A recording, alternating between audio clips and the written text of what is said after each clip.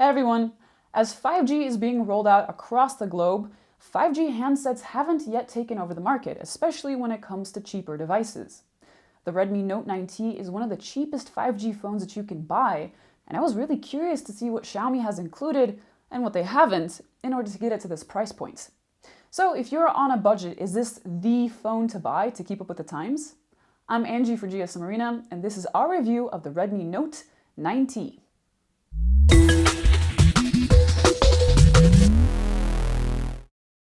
Right from the get-go, while Xiaomi doesn't try to hide the budget nature of this device, it definitely seems nicely designed all the same.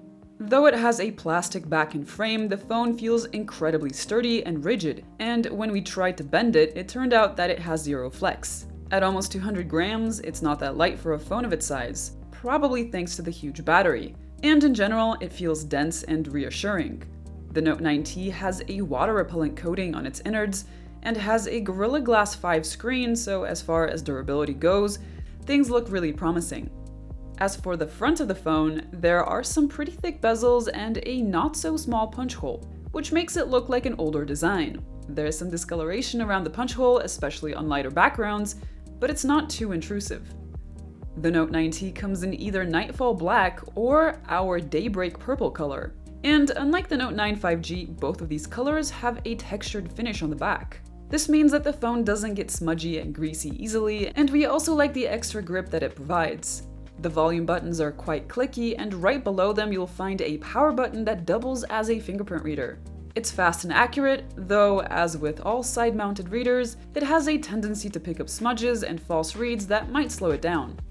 The Note 9T has a few legacy features like an IR blaster on the top of the phone and a headphone jack on the bottom. There's also an FM radio if you prefer that over Spotify. There's also NFC support for contactless payments and easy device pairing. The phone comes with 64 or 128 GB of base storage and the option of expandable storage.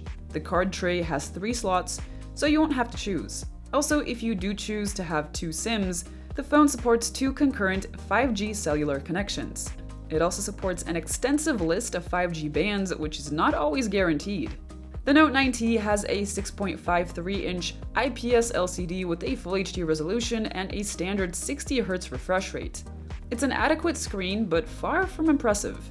The display managed 471 nits of brightness in the standard color mode, which was more than the advertised 450 nits, but it only goes up to 413 in the saturated color mode. It should be enough for decent sunlight legibility though. As far as color accuracy was concerned, we weren't exactly dazzled. Standard mode was more true to life than the saturated mode, but no matter what we tried, whites were bluish. The screen response time was also less than stellar, and we noticed some ghosting in fine text and fine UI elements when scrolling. Most LCD budget panels have this issue, but it's worth a mention. While the screen was mediocre, the speaker setup was surprisingly nice for the class. The phone has a stereo speaker setup using the amplified earpiece as a second channel. Loudness was good, but we noticed distortions at higher volumes. Vocals were clear, but overall the speakers lack fullness. Oh, I'm wide awake, but you're my nightmare. The phone sports the new MediaTek Dimensity 800U 5G, and it's only the second phone that we've seen with it.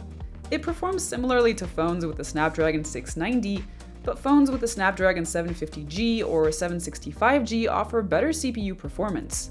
The Redmi Note 9T offers plenty of power for everyday tasks and running most popular game titles. Where the phone really pulls its weight, and I mean that literally, is the massive 5000 mAh battery. It got an excellent 118 hours of endurance, and we were also happy to see that, in terms of power efficiency, the new chipset performs similarly as on the Realme 7 5G. Since this is new silicon, the consistency is really nice to see. Charging wasn't quite as impressive as the phone supports only up to 18 watts of power input, even though the charger is 22.5 watts itself. With it, the Note 9T got from 0 to 33% in half an hour, which is typical for Xiaomi's current budget lineup. The Note 9T has Android 10 with MIUI 12 on top.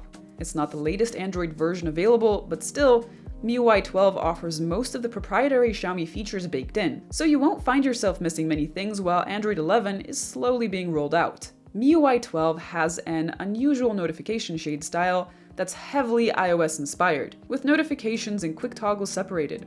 Of course, if you don't like it, you can switch back to a more standard Android style. There's a lot more customization than that, and you can change almost every aspect that you'd want to. You can hide the hole punch, choose smoother animations, or choose between a simplified home screen and an app drawer. Even the battery settings menu has been revamped with a lot more options, from an ultra battery saver mode to adjusting the power draw of some individual apps.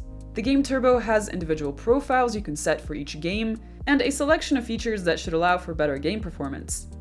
Even the camera UI has been switched up a bit, and you can rearrange camera modes and choose between color accents, or even adjust the shutter sound. As far as the triple camera setup goes, here you'll find a 48 megapixel main camera that captures shots at a default 12 megapixel, a 2 megapixel macro camera, and a 2 megapixel depth sensor. During the day, photos had plenty of resolved detail and good contrast. Dynamic range was adequate, and colors were on the warmer side but looked pleasing and were color accurate enough for our taste. The noise processing was balanced and sharpness was pleasant, though we did notice some banding in the sky. If you choose to snap shots with a full 48 megapixel resolution, you won't find much of a difference in detail or quality, so just save yourself the storage and use the default mode. As far as portraits are concerned, the Note 9T captured good shots with proficient subject separation and natural-looking blur. The 2 megapixel macro camera was a pain to use. It takes around 6 or 7 tries to get a sharp photo, and even when there's enough light, contrast isn't great. For comparison, these are the close-up shots you'd get if you just use the main snapper. In low light, the Note 9T continues to perform well despite the budget class. Detail is adequate, and even though it had quite a bit of noise, it wasn't too bad. The AI mode was actually helpful here and restored some of the highlights. Of course, if you want even brighter evening shots, just use the night mode. It brightens the entire scene, restores highlights, and generally looks better than the regular mode. You'll find much less detail in these shots because of the heavy noise reduction, but they're more than good enough for social media. The Note 9T can record videos up to 4K at 30 FPS. Footage has a solid and stable frame rate, and quality was decent, especially for the class. Colors are subdued but not dull, and detail is high, though far from perfect. We saw some noise, but the only issue that actually concerned us was the limited dynamic range. That said, even in low light, video capture was good despite the occasional frame stutters during testing. Full HD video has a lot more noise and weird fringing and moving objects, so we wouldn't recommend it unless you decide to switch on EIS. The stabilization works great, even if it crops quite a bit of the frame. The 13 megapixel selfie camera performed surprisingly well, and photos had plenty of detail and sharpness. The focus depth was liberal, so it was easy to capture an in-focus shot. There's even some natural depth of field in the shots, though you can also use the selfie portrait mode, which was quite competent. There was a lot of noise and lower lighting conditions, but it still stood its ground.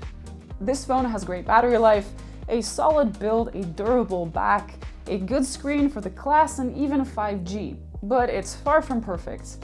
The Note 9T doesn't have an ultra-wide camera, the charging speed is limited to 18 watts, and there are a host of other sacrifices that come with cramming 5G into a budget phone. It makes more sense to spend a little more money and buy something like the Xiaomi Mi 10i 5G, or ditch the 5G entirely and get the Poco X3 NFC. Now, if 5G on a budget is your highest priority, then this phone is a good buy. But if 5G at a super low price isn't that important to you, this phone doesn't have the best value, and you should take a look at some other phones before you get this one. Thank you for watching, stay safe, and I'll see you guys next time.